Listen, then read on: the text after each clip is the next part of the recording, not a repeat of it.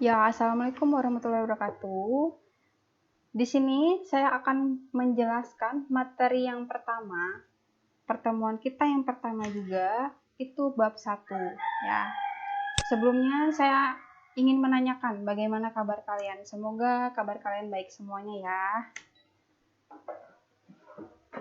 Bab pertama itu ya, berjudul Dinamika Penerapan Pancasila dari Masa ke Masa. Oke, langsung saja. Nah, pada saat dinamika penerapan Pancasila dari masa ke masa, itu ada 4 masa. Ya, yang pertama itu masa awal kemerdekaan, yang kedua masa Orde Lama, yang ketiga masa Orde Baru, yang keempat masa reformasi. Saya akan menjelaskan dinamika penerapan Pancasila dari masa ke masa dimulai dari masa awal kemerdekaan. Oke, bisa kalian lihat di situ. Pada masa awal kemerdekaan, penerapan Pancasila sebagai dasar negara dan pandangan hidup bangsa itu menghadapi berbagai ancaman. Yang paling mengguncang sejarah itu ada 3 ancaman. Ya, yang pertama, pemberontakan Darul Islam atau Tentara Islam Indonesia. Yang kedua, pemberontakan Angkatan Perang Ratu Adil atau APRA. Yang ketiga, pemberontakan Partai Komunis Indonesia atau PKI Madiun. Pemberontakan Darul Islam TII ini terjadi pada tanggal 20 September tahun 1953. Tokoh yang mempelopori itu Daud Bereh yang menyatakan bahwa dirinya merupakan bagian dari negara Islam Indonesia di bawah kepemimpinan Imam Besar Sekar Maji Marijan Kartosoewirjo. Daud Bereh ini ingin menggantikan ideologi Pancasila menjadi negara Islam, sepenuhnya negara Islam. Daud dikenal sebagai tokoh sipil, militer, sekaligus tokoh agama yang berhasil menggiring opini publik atau masyarakat kita pada zaman dahulu untuk melakukan pemberontakan terhadap pemerintah pusat, hingga terjadilah pemberontakan tersebut. Yang kedua, pemberontakan Angkatan Perang Ratu Adil atau APRA. Ya, ini terjadi pada tanggal 23 Januari 1950, di mana kelompok milisi Angkatan Perang Ratu Adil yang berada di bawah kepemimpinan mantan KNIL Raymond Westerling, yang juga merupakan Komandan Depot Special Troepen atau pasukan khususnya KNIL, yang membunuh semua orang berseragam TNI. Jadi dulu itu terjadi agresi militer. Nah, TNI kita ini berperang melawan KNIL. Kemudian yang ketiga, itu pemberontakan Partai Komunis Indonesia atau PKI Madiun karena terjadi di Madiun. Nah, pemberontakan PKI Madiun ini dipelopori atau dipimpin oleh Musso, ya. Terjadi pada tanggal 1949 pada tanggal 18 September. Nah, oke, lanjut. Pada masa Orde Lama.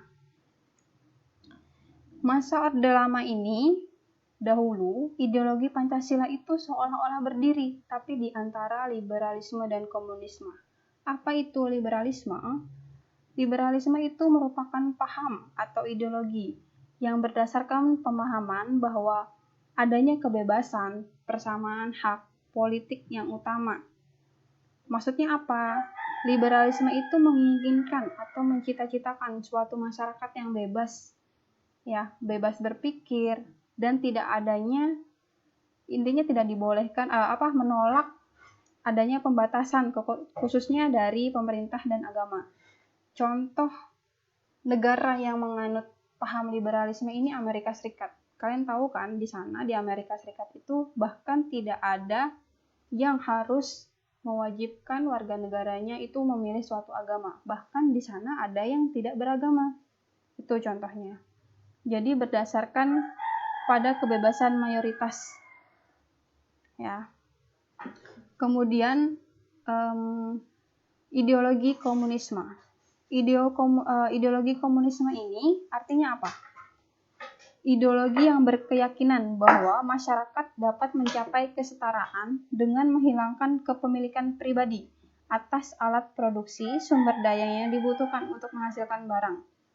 Ya, jadi dikendalikan oleh negara. Contoh, untuk sewa tanah, sewa gedung itu dimiliki oleh negara dan negara yang membagi rata kepada warga negaranya. Jadi dulu itu ideologi Pancasila ingin digantikan sebagai ideologi komunisme dan ideologi liberalisme. Dan pada saat masa Orde Lama, seolah-olah Pancasila itu berdiri di antara keduanya. Nah, ada juga yang mengatakan bahwa pada saat itu Pancasila dimaknai bukan berada pada kekuasaan rakyat, melainkan kekuasaan pribadi presiden saat itu. Lanjut ke masa Orde Baru. Masa Orde Baru ini terjadi pada tahun 1966 sampai 1998 yang dikenal dengan Orba. Apa saja yang terjadi pada saat itu? Nah, setelah adanya pemberontakan, kemudian ideologi liberalisme dan komunisme itu tadi, maka pada saat masa Orde Baru ini, tokoh negara kita, masyarakat kita, ingin dan berupaya mengembalikan nilai-nilai Pancasila pada kemurniannya. Nah, tapi dalam prakteknya itu terjadi beberapa penyimpangan seperti korupsi, kebebasan berpolitik dan kebebasan pers dibatasi, salah bicara diri sedikit ditahan, bahkan bisa hilang ya orang tersebut. Dan pada saat Orba ini, pelaksanaan nilai-nilai Pancasila dimanfaatkan untuk kepentingan golongan dan melenggengkan kekuasaan. Ya, yang terakhir itu masa reformasi. Masa reformasi ini tahun 1998 sampai sekarang. Masa reformasi ini merupakan era baru yang berupaya di mana menjaga dan menerapkan nilai-nilai Pancasila. Karena adanya gerakan separatisme tadi, radikalisme, terorisme, bahkan ada rasisme juga, perang saudara, dan lain-lain. Karena itu di masa sekarang pemerintah dan kita semua itu serius untuk mempertahankan nilai-nilai Pancasila sebagai dasar negara sekaligus sebagai pandangan hidup bangsa. Nah, ini diterapkan dalam lingkungan sekolah, pemerintahan, juga masyarakat kita yang harus sadar untuk menerapkan bagaimana memurnikan atau mengembalikan nilai-nilai Pancasila sebagai dasar negara, baik itu dalam kehidupan sehari-hari maupun dalam kehidupan berbangsa dan bernegara. Nah, dari semua yang saya jabarkan itu tadi, bisa kalian pahami, bisa kalian cari juga, dan kalian catat poin-poin pentingnya. Mungkin itu saja. Minggu depan kita akan mempelajari tentang praktek ideal Pancasila sebagai dasar negara dan pandangan hidup bangsa. Saya akan menjelaskan minggu depan itu apa itu praktek ideal Pancasila sebagai dasar negara dan sebagai pandangan hidup bangsa. Nah, apa perbedaan dari keduanya? Oke, cukup sekian dari saya. Billahi fissabil haq, fastabil khairat, wassalamualaikum warahmatullahi wabarakatuh.